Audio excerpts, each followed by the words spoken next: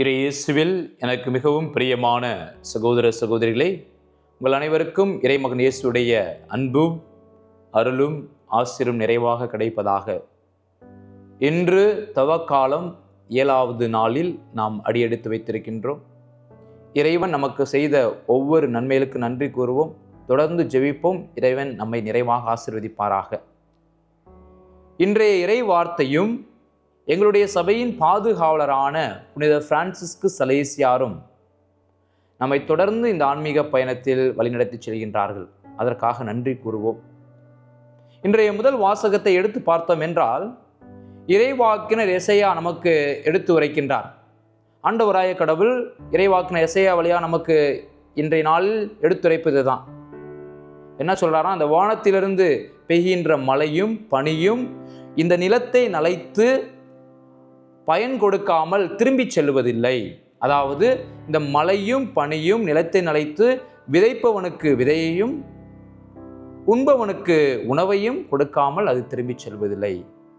அதே போல கடவுளுடைய வாக்கு, கடவுளுடைய வார்த்தை நம்ம பார்த்தோம்னா, வாக்கு மனிதனானார், நம்மிடையே குடிகொண்டார்.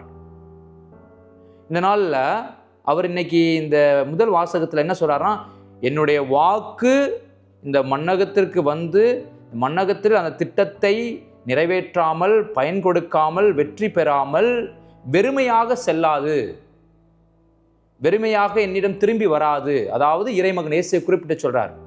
இந்த வாக்கை இந்த உலகிற்கு அனுப்பியிருக்கார், வார்த்தையை உலகிற்கு அனுப்பியிருக்கார். இறைமகன் இயேசு தன்னுடைய ஒரே மகனை இந்த உலகிற்கு அனுப்பியிருக்கார். அது எந்த திட்டத்திற்காக அனுப்பினாரோ, எந்த பயன்பாட்டிற்காக அதை அனுப்பினாரோ, அதை நிறைவேற்றாமல் என்னிடம் வெறுமையாக வராது அப்படின்னு சொல்றார், வாக்கு கொடுக்கிறார். அதாவது இறைமகன் இயேசு ஆண்டவராய கடவுளுடைய திட்டத்தை நிறைவேற்றுகிறார். அதே போல நம்முடைய வாழ்க்கையில் நம்ம எதற்காக படைக்கப்பட்டிருக்கின்றோம்? நம்ம படைப்பை பற்றி சிந்தித்து பார்ப்போம். எதற்காக நம்ம இந்த உலகத்தில் படைக்கப்பட்டிருக்கின்றோம்? கடவுளோடு இணைந்து வாழும் பொழுது நம் கடவுளுடைய திட்டத்தை நிறைவேற்றுகின்றோம்.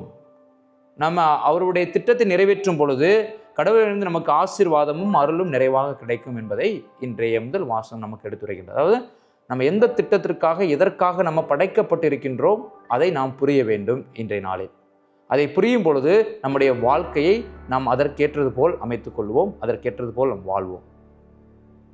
அதே போல இன்றைய நற்செய்தி எடுத்து பார்த்தோம் என்றால், இறைமகன் இயேசு விண்ணுலகில் இருக்கிற எங்கள் தந்தையே என்ற அந்த ஜெபத்தை நமக்கு கற்றுத்தருகின்றார். அந்த முதல் பாகத்தில் தந்தையாகிய கடவுளை நாம் போற்ற வேண்டும், புகழ வேண்டும், ஆராதிக்க வேண்டும் என்று நமக்கு அழைப்பு விடுக்கின்றார்.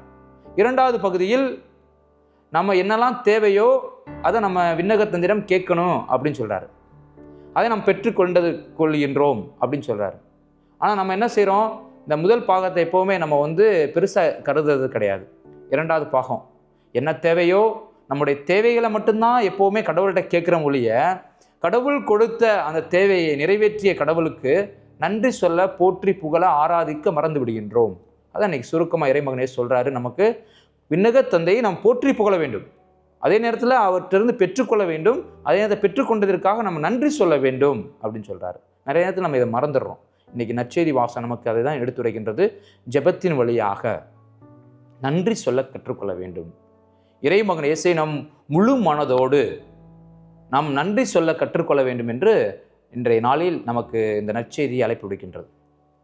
எங்களுடைய சபையின் பாதுகாவலரான புனித பிரான்சிஸ் சலேசியார் இதான் சொல்றார். ஜெபம் என்பது நம்முடைய வாழ்க்கையில் ஒரு தேவை, அது தேவையான ஒன்று. நம்முடைய மனதும் நமது உள்ளமும் உடலும் மனதும் இணைந்து இறைவனை முழு மனதோடு ஜெபிக்க வேண்டும். இந்த ஜெபிக்கிறது எப்போ நம்ம கற்றுக்கொள்கிறோம்? எப்படி கற்றுக்கொள்வோம்னா, கடவுளோடு இணைந்திருக்கும் பொழுதுதான் இந்த ஜெபத்தில் நாம் நிலைத்திருக்க முடியும். ஜெபத்தில் நாம் எப்பொழுதும் ஜெபத்தில் தபத்தில் இருப்போம். அது எப்படின்னா, எக்ஸாம்பிள் எடுத்துக்காட்டுக்கு சொல்கிறாரு. ஒரு தாய் ஒரு மகனை பெற்றெடுத்தால் அந்த மகன் பேசுவதற்கு தன் தாயோடு இருந்து தொடர்ந்து அவர் தாய் என்ன பேசுகிறார்களோ அதை பேசுவதையெல்லாம் கேட்டு கேட்டு தன்னுடைய வாழ்க்கையில் பேச தொடங்குகிறார். ஒவ்வொரு வார்த்தையும் முதல் வார்த்தையிலிருந்து இரண்டாவது வார்த்தையிலிருந்து அப்படி பேச தொடங்குகிறார். அதே போல நம் கடவுளோடு இணைந்திருக்கும் பொழுதுதான் நம்ம ஜெபத்தில் நாம் முன்னேற முடியும், ஜெபத்தில் நாம் நிலைத்திருக்க முடியும். அவள் எப்படி தாயிடமிருந்து கான்ஸ்டண்ட்டாக அவங்களோட இருந்து அவங்க எப்படி அந்த சின்ன பிள்ளையிலிருந்து தொடர்ந்து அவர் எப்படி கற்றுக்கொள்கிறார்களோ ஜெபத்தை, அதே போல் நாமும் இறைவனோடு இருக்கும் பொழுது தான் இந்த ஜெபம் நமக்கு வாழ்க்கையில் வெற்றியாக முடியும். ஸோ தொடர்ந்து இந்த நாளில் சிறப்பாக இதற்காக மன்றாடுவோம். உங்களையும் உங்கள் குடும்பத்தையும் இறைவன் நிறைவாக ஆசீர்வதிப்பாராக.